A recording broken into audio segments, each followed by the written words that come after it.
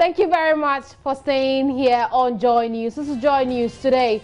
Coming up in this broadcast, state attorneys declare an indefinite strike over poor conditions of service.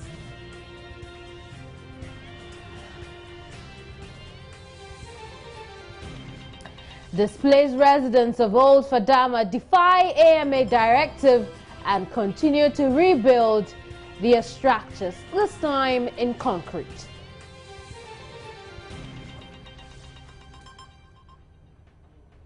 Voting continues in Talensi in a relatively peaceful environment.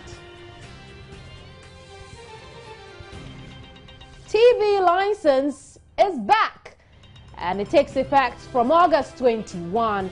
We'll be bringing you some reactions from a section of the public on the resumption of collection. My name is Emmanuel and I'll bring you details of those stories and plenty others over the next hour here to stay.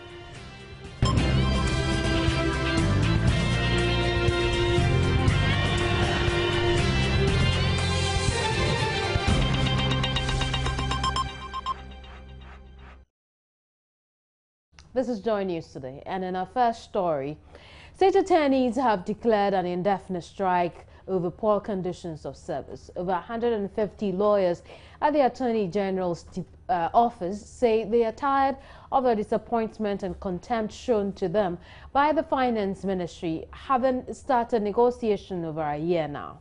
This follows a failed meeting with the Chief of Staff, Julius Deborah, at the Presidency and a subsequent one with the Deputy Finance Minister at Tofosit. We are tired with the government disappointing us since some of us started work with the Attorney General over 3 years ago. And actually, we started this negotiation beginning of last year, January 2014, last year. And today, we met Honorable Mr. Julius Deborah at the Presidency. And he even led us to Minister of Finance, still to see to it that we are able to resolve this matter amicably. There was no consensus. So when you say everything came to nothing, what do you mean? That there's no opportunity for a pay rise or the other things that you're demanding? Let me quote the Deputy Minister for Finance words in extenso. His words are that they are now setting up a committee, a matter that we have been negotiating for 1 year. So, Mr. Ofori, if you're saying that the Deputy Finance Minister indicated that they're to set up a committee, they manage the public purse. Why not give them some more time to address that then? The matter is simple. You have petitioned against a body that seeks to resolve labor issue between two parties. The body that is established by law to negotiate or resolve the matter has invited the relevant parties. And that party, who without that party, the dispute cannot be resolved, never attended. What do? Do you go to heaven? Now, following the action taken by the state attorneys, my colleague Kwachi Afreniama, who's been around the courts, tells us that some cases have had to be adjourned because of the absence of the state attorneys. He's joined me over the telephone with further details on this. Hello, Kwachi. Well, I think we have lots, Kwachi Afreniama, over the telephone. We'll bring you more on that in a bit. In the meantime, let's go to the northern region, the upper east region rather, and the much anticipated Talensi by-election has kicked off in that region. The poll, which is being fiercely contested by the two major political parties alongside 6 others, has gained a lot of attention following the elevation of former incumbent to the status of a chief in that area. Upper East correspondent Albert Sorry reports tight and heavy security has been detailed to each polling center to ensure sanity. Albert now joins us over the telephone with fresh developments. Hello, Albert. We do not have Albert at the moment, but we'll put in efforts to raise Albert over the telephone and speak to Albert over the matter of election in that area. But we'll stay on the subject, though. Executive Director of the Ghana Institute of Governance and Security, David Agbe, says the performance of the former NPP MP, who has been unskinned, will form a basis for voters to determine whether the NPP retains the Talensi seat. For David Agbe, the NDC stands a chance of reclaiming the seat it lost in 2012 due to disagreements, as the party is united now. 92 to 2000. If you say that is the east side of the constituency, the east side of the constituency of that is where usually they were electing their candidate from. Yes. Okay. And John Akologotia was the only gentleman on that land. You know, 1992, 1996, 2000, 2004, 2008, and 2012. They said no, enough is enough.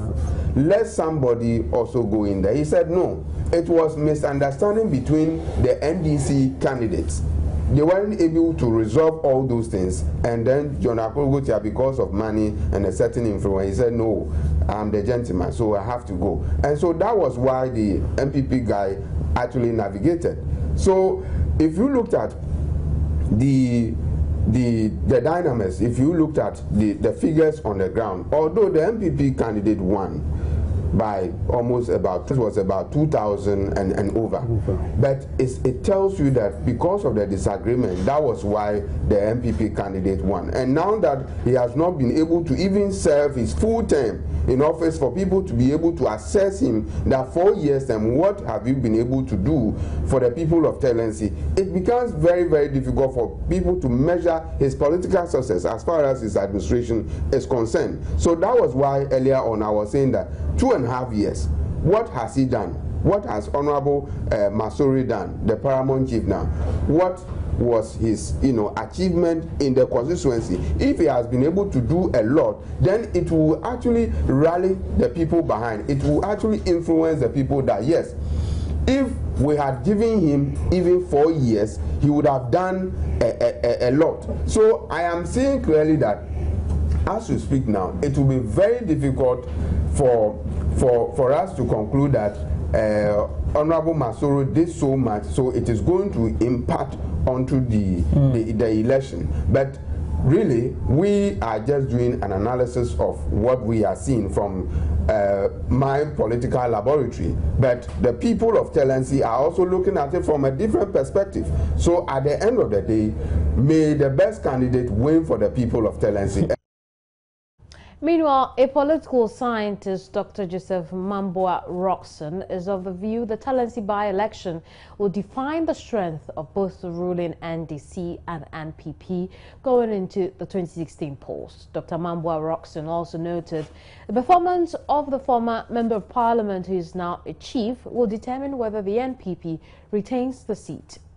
What I would say is that the run-up to the Talensi elections is something to define both NDC and NPP, and the rejuvenation of CPP and PNC's attempted alliance. I can see, or I have seen for the first time, a CPP chairman campaigning for a PNC candidate, pursuant to an attempt by the two parties to merge and to fight the other two parties. I have seen also NPP trying to maintain that seat, and NDC also trying as much as possible to say that what they are doing is in the right direction in terms of the economy and other things. So this particular Talensi election will define for the country whether this government is doing the right thing and whether NPP has anything for them in the 2016 election. So it defines this and also brings to bear the attempt by CPP for the first time to make an impact in the Ghanaian political scene. And it will actually not go well for him if NPP loses that particular seat, because then his influence wouldn't have gone far as a paramount chief. That means he's not somebody who can actually do well as a chief. If you're a paramount chief, it means that as far as the traditional area is concerned, which perhaps even may spread beyond the borders of the constituency, exactly. You are You are the overlord? Overlord, something like Right. that. And so if his MPP is not able to retain that seat, then it's a slap in his face that he has been able to do his part, and he shouldn't have actually even accepted that paramountcy in the first place. Okay. If on the other hand MPP takes that seat, then it is that they are on the ground, and that it will be very difficult from now for MPP to actually take that seat. Now, some displaced residents of Old Fadama have started rebuilding concrete structures after their wooden structures were demolished by the Accra Metropolitan Assembly Task Force. The residents have defied directives by the AMA to move out and make way for last Sunday's demolition. The mayor of Accra, Alfred Okovandapoy, has threatened to pull down these structures springing up in the area again. I have received information that some of you have started building concrete in the area where we have demolished. I know you stand here and do like this, but I have information. So, Chairman, elders, I won't be your chief now if you do things like that. We have to work with trust and faith. So please go there and verify yourself. But I have information that some of them have started building and rebuilding. If they do that and I come in, I have said my machines are tall and wide.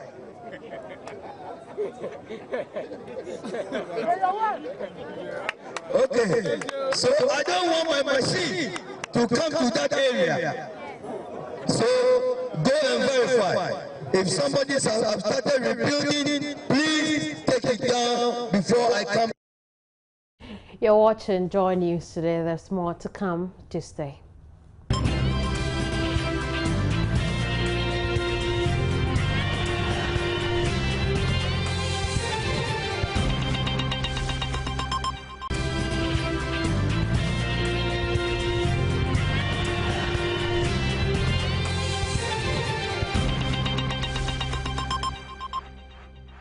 The Food and Drugs Authority is waging a relentless war against persons who smuggle fake drugs into the country.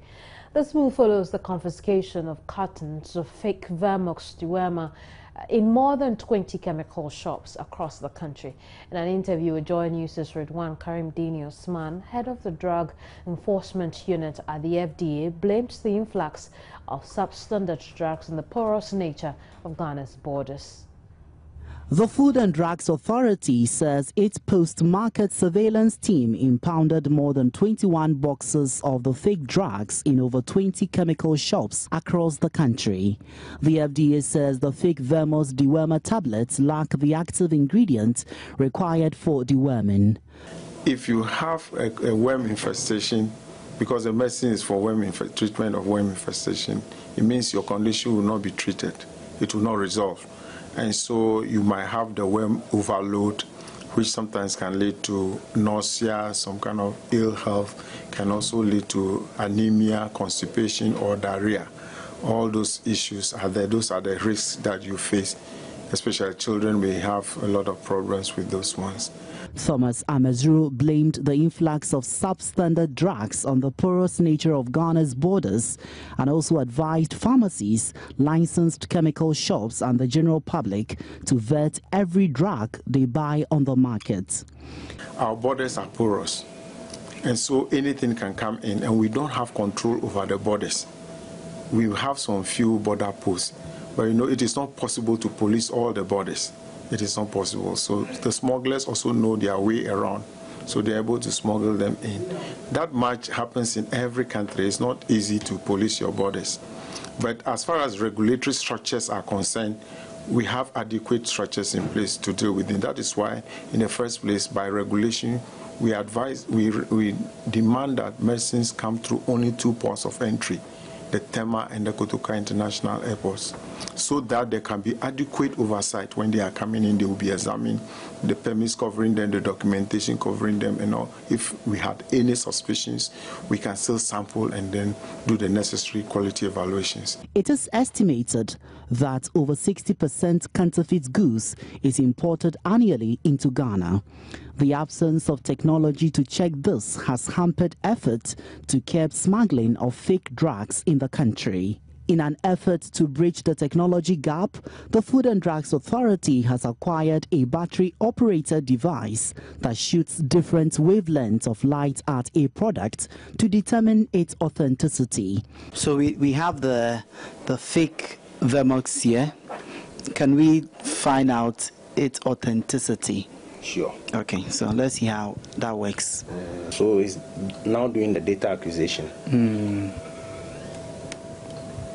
Now it is analyzing the data. Yes.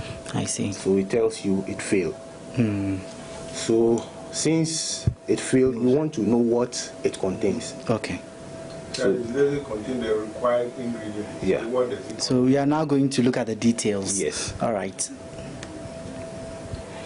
Now the details is the system is telling you that it contains 84% cornstarch. Wow. And 2% 3-ethyl amino toluene. Which is also a solvent, and that is carcinogenic. What is that? I understand the cornstarch, but the second one? The second one is an organic chemical, and it's carcinogenic. What does that mean? It can cause cancer. In furtherance to this, the FDA intends to equip its personnel at the various borders with the handheld counterfeit detection devices to ultimately reduce drug counterfeiting in the country. Ridwan Karim Dini Osman, Joy News, Accra. Meanwhile, a public health expert is asking the Food and Drugs Authority to do more to check the influx of fake and substandard drugs onto the market. Dr. Dennis Bote says the intake of such drugs has dire consequences on the health of the public, and therefore the need for increased surveillance. He was speaking on the seizure of 42 boxes of fake dewormers by the FDA. Substandard fake medicine, whichever we want to call it, has dire consequences on the individual as well as on the population as a whole, and even on the health workers themselves. If you are taking a substandard medication, which things have just been put together anyhow, and the active ingredient is too much, then the effect or the side effect that you are going to suffer, or people are supposed to suffer, would be again too much for the body to tolerate, compounding the problem. Now, this is going to mean that the health problem of the first person is not solved in the first place, and if it's running through the population, they are going to have more people being sick, and therefore a greater burden on the health care system. So these and other things, if you extrapolate it, you see how vast it can go in terms of the effect that substandard medications can have on us. Dr. Bote also describes deworming after every 3 months as a myth, explaining it is not really necessary for adults. Ideally, when must one take a dewormer? Well, I mean, they had some time that we do a nationwide taking of a drug like albendazole or mebendazole, parasitic things that we do a nationwide. Everybody should take a dewormer. Fine, it's a preventive thing, but the idea of taking it once every 3 months, I won't pontificate on that. I think it's a myth. I mean, if it's for kids, I would say, okay, fine. I mean, the kids are always playing, and some of the kids, they stuck their thumb, they are putting. So that one, I may think that, okay, you can just go ahead and do it. But then, the thing about going to hospital and always looking for a dewormer, you may be putting chemicals in your body that the body doesn't really need. Now, 250 flood victims in the Asawase constituency expected to receive relief items from the Gender and Social Protection Ministry. The donation is being done in conjunction with Direct Aid, a coalition organization. Inshira FM's Ohimin Teria is there for us. He's joined us with some details. Hello, Ohimin. What more can you tell us? Yes, Kamini, a few minutes ago, the Minister, Nana Oyelisa, and her deputy Mr. John Alexander Akon and other officials of the Ministry for Gender, Children and Social Protection handed over relief items to the affected victims. And according to Nana Oyelita, the statistics, the figures she received from NADMO, over 150 people lost their lives, whilst in the Ashanti region, 1,486 people were affected by the recent floods. But in the Ashanti region in particular, the devastation, majority of the devastation occurred in the Sokoyamampo municipality, where 3 communities were affected with over 804 victims suffering from the flood disaster. So she says that government will continue to support flood victims, and beyond the donation today, the ministry will start registration and screening of people for them to benefit from the emergency leave program. So this is just the interim. So beyond this, government will also continue to support 13,000 households nationwide out of 50,000 households that were affected in the flood victims. And from here, Nana Oyelita will move to the Abuabo drainage, where majority of the disaster happened. Now, what's the general response for the donation? Yes, for the victims, it's been a dream come true for them, and they hope that this is going to help elevate their life. I spoke to some of them, and the response they gave is that if you look at how devastated they have been, they hope that this particular donation will go a long way to affect their life positively, and hope that government will also continue to support them. So they say half a loaf is better than none. That is their reaction to today's donation. Oyemi, thank you very much for the update. Owners of television sets will from August 21 pay at least 36 cedis as TV license fee. Although the annual fee is aimed at improving the lot of the state broadcaster, Ghana Broadcasting Corporation, it has generated displeasure among a cross-section of the public who say the license fee will make it life more difficult. It was announced that TV license is coming back. What do you make of that decision? How can I go and buy 42 inches flat screen, can't put for my room inside, then you sneak say you don't see say I get TV or something for my room? What be that thing to? I will beg them, they for sure that what they can't do. It be old time 34 no years out there. The condition of this light of matter, we can't have more access to of watching TV. So you think it's a good idea to bring TV license? It's a good idea. It's a good idea. Yeah. TV license it be something will be useless because now self we dey inside doom so we down to they can't take TV license. What program quality they show for TV top way for pay license? Me I will use my money go buy TV. Them no we can't talk say I for pay TV license. Why? Because way they give the money we I go buy the TV where they can't take me TV license. To me if they come I will never accept them say I for pay TV license. What about TV license? For me I don't see any benefit in the TV license they are introducing. The reason is that I don't really know the kind of programs they are showing now on TV. Like at first you can see that they have a lot of educative programs and even which shows much of morals. But now you only see of kissing, romance in terms of whatever TV stations that they are having now. So for me personally, I don't see any sense in they introducing any TV licenses. It will help the TV stations to be able to finance their operations and give us better services, I think. I think the increase should not be too much, which is unbearable for the people too. Because already we are saddled with so many payments here and there. So I think if it's manageable, I think it's okay for the Ghanaian public. It will help us. Use that particular money to develop the nation, I think it's good. But probably if we pay the money and at the end of the day we don't see good results, and then at the end of the day the things that we are expected the TV to give us to educate our people, education, the nation will not get it. I think it will be in vain. But if the government is going to use that money to, make things possible for the nation to grow, to educate people, I think it will be good.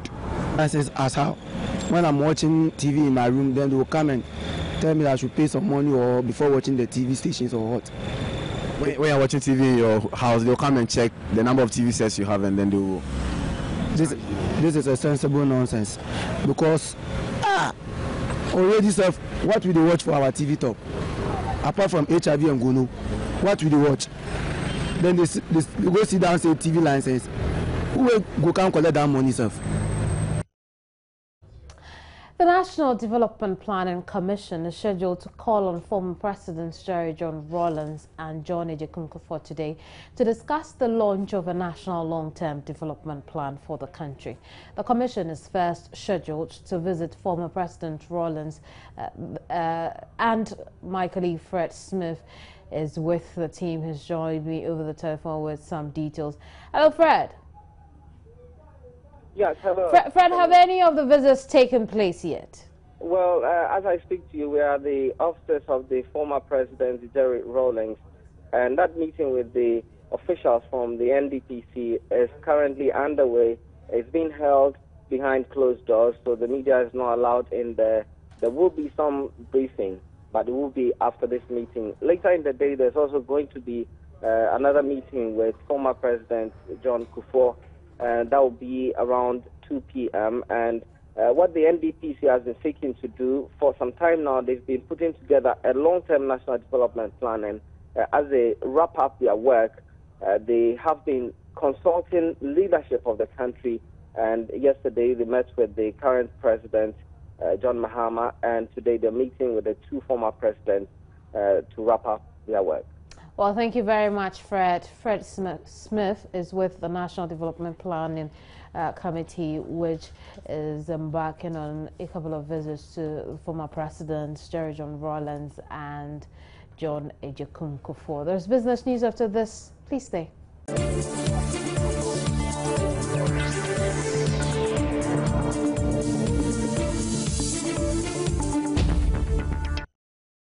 Time now for some business stories here on Joy News today. Now first, the country's biggest telecoms operator, MTN, has added its voice to concerns over the high rates of battery theft in the sector. The company says it has so far lost a little over 16 million cedis from the phenomenon. It comes after Tigo had also announced it lost some 4 million cedis to battery theft. The spate of battery theft is said to have been triggered by increased demand for the batteries as an alternate source of power due to the power crisis in the country. Corporate Services Executive of MTN Ghana, Cynthia Lumo, explains to Joy Business how it is affecting the operations. Just to give you some background, again, that the power situation is another area where we have to put in redundancies because, as I said, the cell sites cannot operate without power. So when the electricity goes off, we have batteries that take up, the supply of power, and then we have a double redundancy in terms of generators. The theft of the batteries is what you are talking about, so that when the power goes down, where the battery should take over automatically before the generators take over, a lot of the time we found that the batteries had been stolen, and so that automatic backup wasn't happening. Last year, MTN lost about a little over $4 million US in battery thefts, and these batteries are state of the art. They are not your regular batteries. These are batteries that. And I think that because of the power situation in Ghana, these days a lot of people are setting up their redundancy at home so that, they can also rely on batteries. The enterprising young men in Old Fadama are mainly scrap dealers and metal workers. The steel workers are therefore indecisive what will become of their businesses as another demolition exercise stares them in the face. Joy News' Latif Idris visited the area and reports these young men who have defied orders to move out say they fear their businesses will be wiped out if the exercise comes off on Sunday. Specifically at the timber market, and businesses here are also likely to be affected. So let's find out from the businessmen right here what they are thinking and what are their plans going forward. Are you moving away with your business or you will stay put here? No, we will move with our business. because that's where we are appealing for the elder to find us from a land, while to everybody who is working here to move to that area. Yeah, so that our work, it will be easy for us. So if they separate us, it will be difficult for us. Yeah, so we need a place where we all gather at one place. Okay. You have a lieutenants, you have manufacturers of machines, fabrication. We are here, the technical people are coming here to do practical. So we are paying for elders to find us from a land so that we can figure that then we start our business. Okay. I think it's going to put your father out of business. I am a university student, and then my father is the owner of the university. And this is the work that he does before he take care of me. I mean, he pay my school fees. And as such, now things are going so really bad. And what is running through my mind right now is that will I be going back to school? Because what is happening here, if this place has been demolished, I don't know where I can get my school fees from. And I don't know what actually is going to happen to me after this place has been demolished. Because it's going to render us jobless. And this can lead to a lot of things. Both passengers and operators in the aviation sector have cautioned a recent introduction of a 17.5% tax on domestic airfares would prove counterproductive to efforts to grow the sector.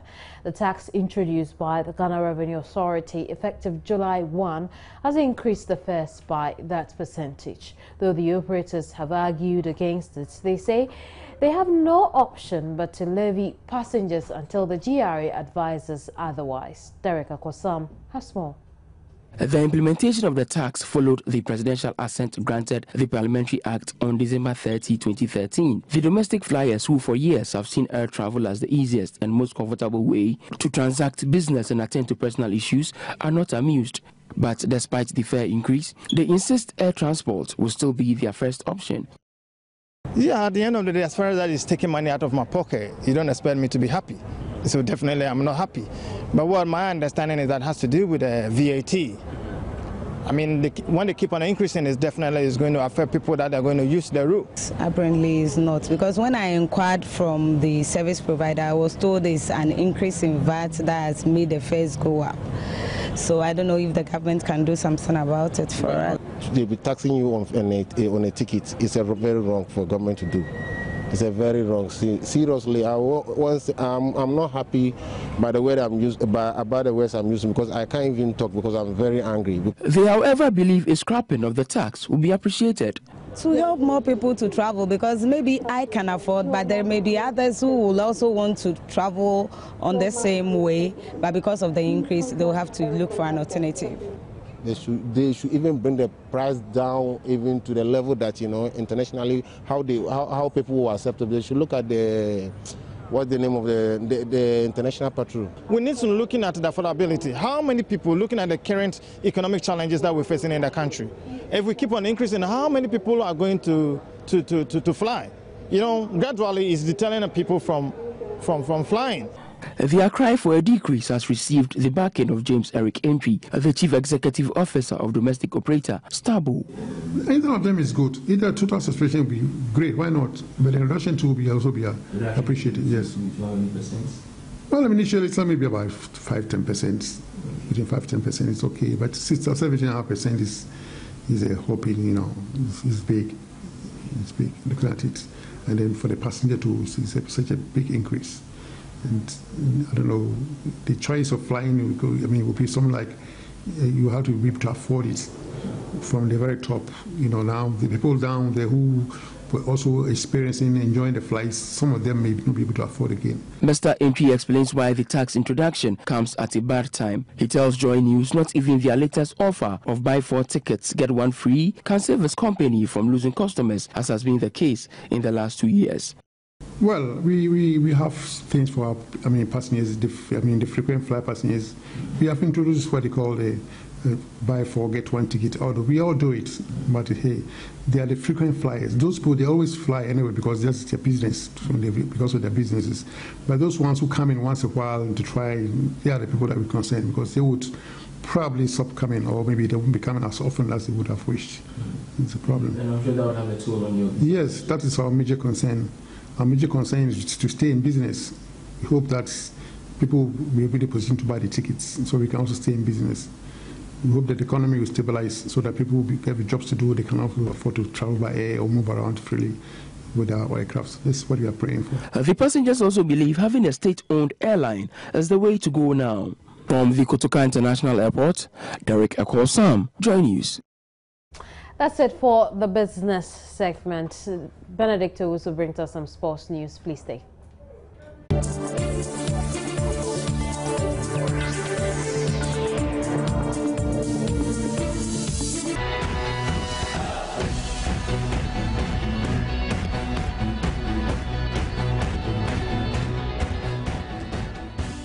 Welcome back from that short commercial break. My name is Benedict Owusi, and we'll talk sports here on News Today. And the board member of Accra Heart of Oak, Dr. Nyaho Tamaklo, has dismissed talks that the club is in crisis following their current poor form in the First Capital Plus Premier League. Now, Hearts are struggling in the league as they lie 12 with 26 points on the league table, and the players, according to Joy Sports sources, have not been paid for the last 3 months. The club's general manager, Gerald Anka, in an interview on Asempa FM on Monday, noted that they are in crisis, but Dr. Nyaho Tamaklo has a different view. No, I don't believe the team is in crisis. The team definitely has a problem. There's no doubt about that. I don't think we have the best of players at all. I've been with House of Hope for years. More than that was a greater part of my life. We don't have the best of players at the moment, and I think it's the main problem we are facing. You can see that to them they are doing their best, but the results are so poor. And that tells you definitely the material we have is no good material. So maybe what we have to do is to make sure we sail through this season, and then we look carefully who joins the club as a player in the next season. Well, let's still stay with Accra Heart of Oak, and the former coach of the side, CK Akono, has taken a swipe at the top hierarchy of the club for their current poor form in the Premier League. Now, he's strongly of the opinion that the tenure of the current board and management has been a failure. The ex-Black Stars captain who managed Heart in 2012 believes the poor leadership style adopted by the current board and management has been a contributing factor to the team's poor showing. What have they been doing? And the talk of recruitment and everything, they are still there, and they recruit the so-called bad players, you know, and the supporters will come, bad players and all that. What are they doing? Maybe they should also go away for fresh ideas, for people to bring in fresh ideas. It's a failure that they've not paid the players for 3 months. It's a failure, even if it's 1 month. It's a failure, not on the part of the coach, but on the part of the board members, on the part of management. It's a failure. But yet still, they will not look at this, and they will look at the coach. It's bad. And will continue to do the same mistakes every time. The board members are a failure. They are also they are not doing well. So that was former Accra Heart of Oak coach CK Akono there. Well, away from football, let's do some athletics. The manager of Youth Olympic gold medalist Martha Bisa, that's Mickey Charles Berkon. Mikose Berkon has accused the Ghana Athletics Association of stifling the development of his athletes. Now, Martha, who participated in the Athletics Championship organized by the Ghana Athletics Association, has not made strides in the industry after her success at the Youth Olympics last year. Now, Bisa rejected the development scheme and scholarship from the Ghana Athletics Association, but Miki Osebeko says the athletic governing body is responsible for Martha's stagnation. For somebody who had gone to that level of winning an Olympic gold medal to be left on her own, you know, nobody is monitoring how she's doing in terms of training, nobody is monitoring her welfare, you understand, and the difficulty in finding facility to train. These are very thick difficulty, and I don't think that we should underestimate some of these things. Very thick and intense difficulties. That's it for me. My name is Benedict Owusu. Enjoy your afternoon.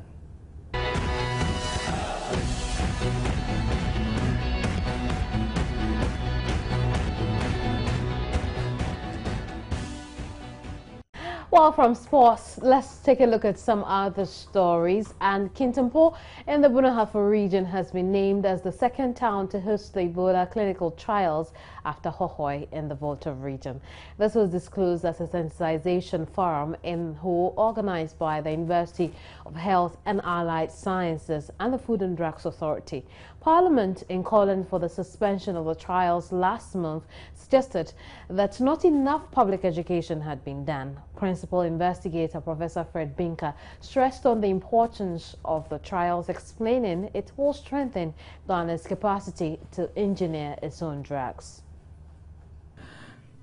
News of the trials generated controversy among residents of the host town Hohoi in the Volta region amid fears that volunteers may be infected with the disease which has not yet been recorded in the country. Parliament thought more education and engagement among stakeholders and residents was needed to allay the fears of people.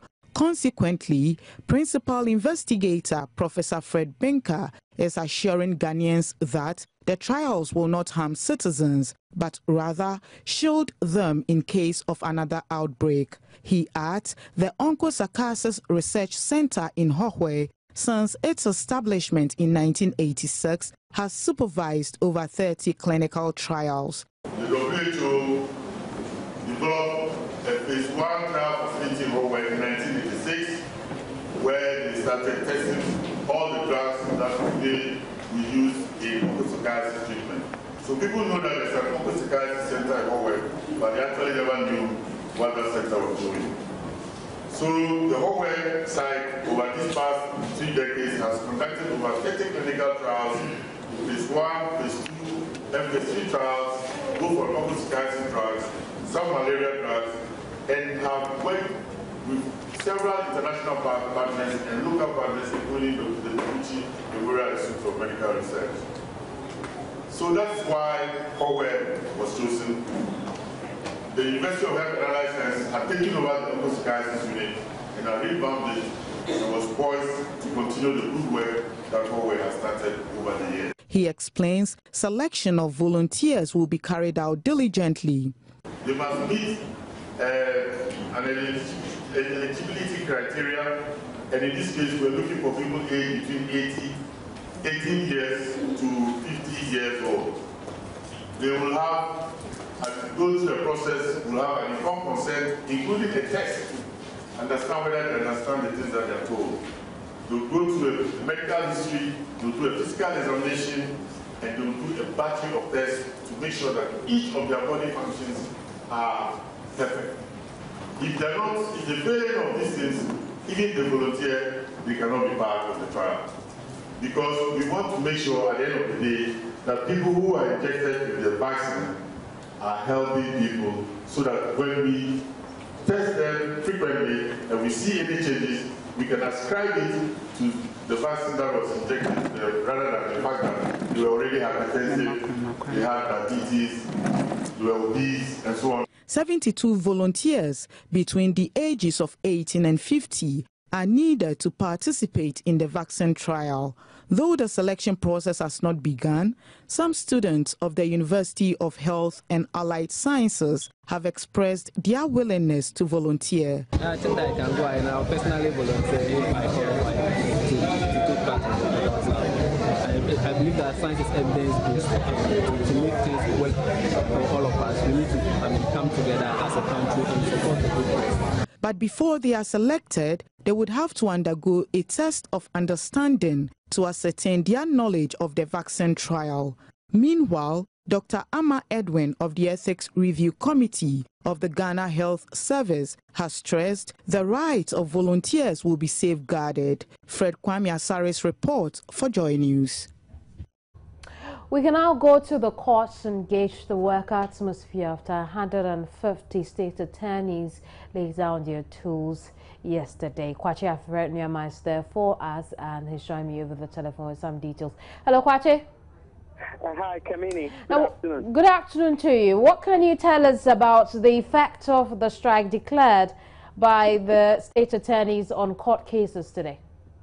Well, it's the first day of the strike action, obviously, and already the impact is being felt. I've been to the lower court to talk about the circuit court, the district court, and the magistrate I've been to the high courts as well, talking here, for example, about the Supreme Court, the Appeals Court, and the High Court. They are on in session like any other day. But what's happening is that court cases, the courts indeed are handling cases that have nothing to do with the state.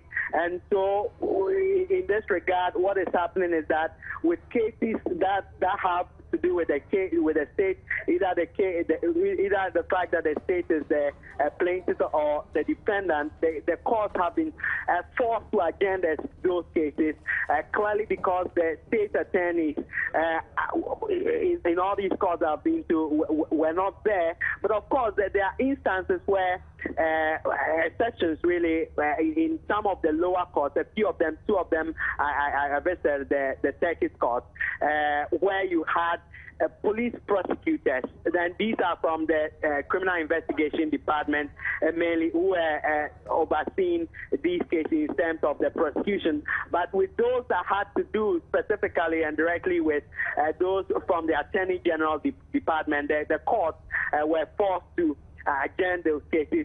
For example, at the Supreme Court today, you have 6 cases that involve the state. The Supreme Court, about 30 minutes ago, had heard 2 of these cases. One of them, the court had been forced to adjourn indefinitely because of the absence of the state prosecutor. And in the second instance here, the court had to, again, and in this case, the Supreme Court, presided over by Justice Atuguba, had to strike the case out for want of prosecution, because what it is that the state prosecutor had to be in court today to file his address. Because of his absence, that couldn't happen. So the Supreme Court had to strike the case out. Then at the Registrar General Department as well, where I visited about an hour ago, you have about 16 specifically state attorneys stationed there. And what they do is that if you visit the place, the department, to either register your business or your marriage and so on and so forth, they are the final signatories. And because of this strike action, because of this strike, really, people can do all of that. Not at this moment, Kamini. Immediately, the people I spoke to have been able to go through this process, but because of the strike we're talking about now, what authorities there are telling me that public officers specifically. One case that has got people wondering is the one involving the state and Gregory Afoko. How did the strike affect that particular case?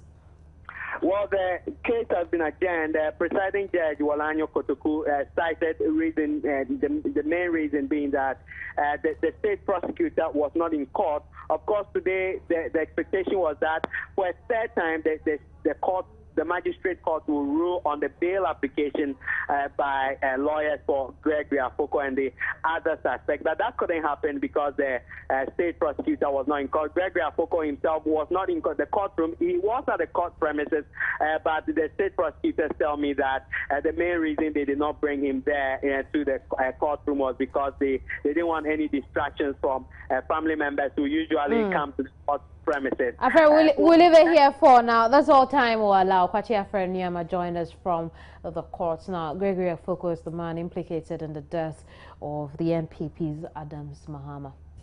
Well, thank you very much for staying through the hour. That's where we end our show for today. My name is Kemini Nyamani Amano. Have a good day.